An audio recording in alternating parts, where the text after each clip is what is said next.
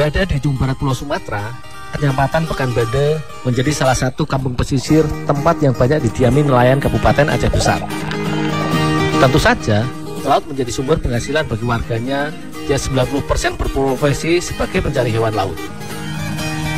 Tidak hanya itu, Laut Ujung Pancu juga kaya akan berbagai jenis kerang-kerangan yang biasa dijadikan alternatif protein selain ikan. Kerang biasa dijadikan untuk konsumsi rumah tangga saja dan tidak untuk dijual. Untuk itu, jumlah hewan bercangkang di sini cukup melimpah dan terjaga kelestariannya. Kali ini, aku mencari kerang ugnem yang biasa dikenal sebagai salah satu jenis kerang lambi.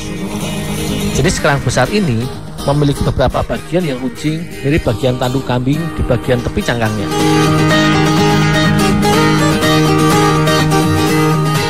Ugnem juga biasa disebut kerang laba-laba yang biasa ditemukan pada kedalaman 1 hingga 3 meter.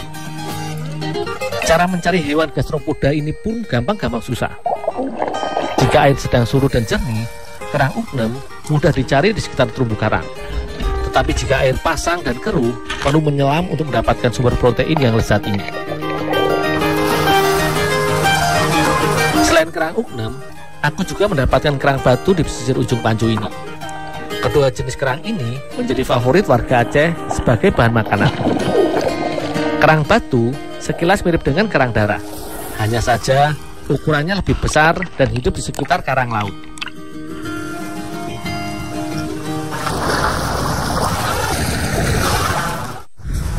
Bang, ayo bang, dapat banyak bang.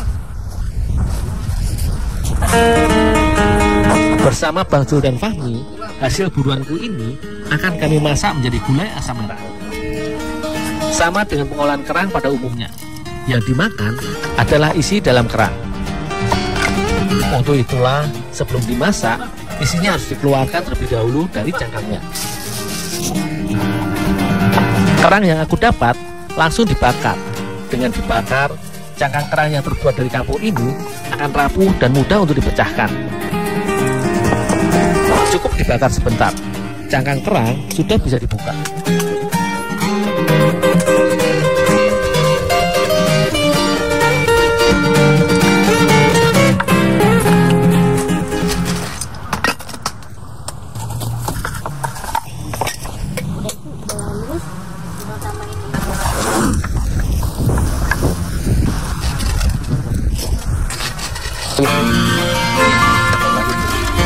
Sementara itu, kerang batu yang memiliki bentuk cangkang yang berbeda direbus hingga kedua sisi cangkangnya terbuka dan isinya bisa diambil dengan mudah.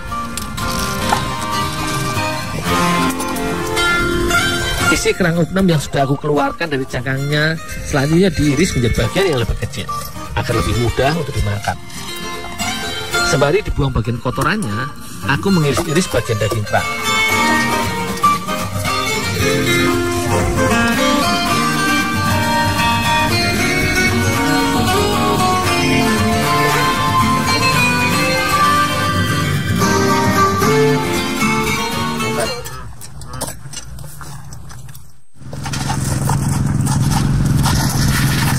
Bumbu masak cabai merah terdiri atas cabai rawit dan cabai merah yang digiling halus oleh Bang Jul. Setelah itu, bawang merah, bawang putih, serta kemiri ditambahkan dan juga ditumbuk.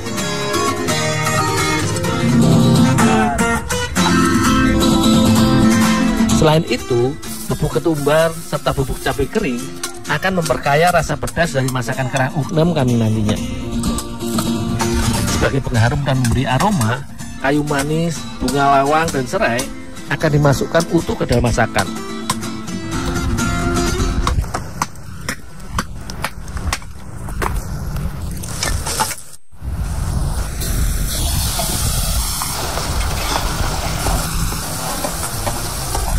Bumbu yang sudah dihaluskan kemudian ditumis dengan sedikit minyak hingga harum. Begitu pula dengan serai dan kayu manis serta bunga lawang ikut dimasukkan ke dalam tumisan.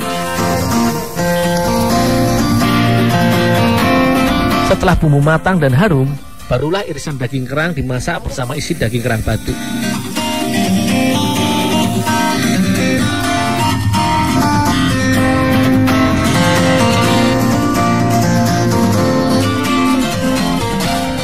masakan kerang asam merah ini juga bisa ditambahkan dengan kentang iris.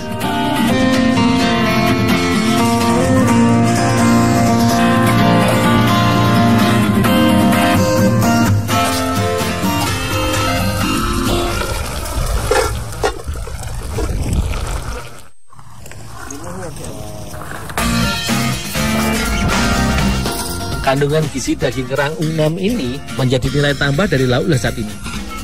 Kaya asam lemak omega 3, daging kerang bermanfaat mengendalikan tekanan darah. Proteinnya juga baik untuk pertumbuhan dan pemeliharaan jaringan tulang. Tentu saja, mengkonsumsi makanan laut secukupnya dan tidak boleh berlebih untuk mendapatkan manfaat yang optimal.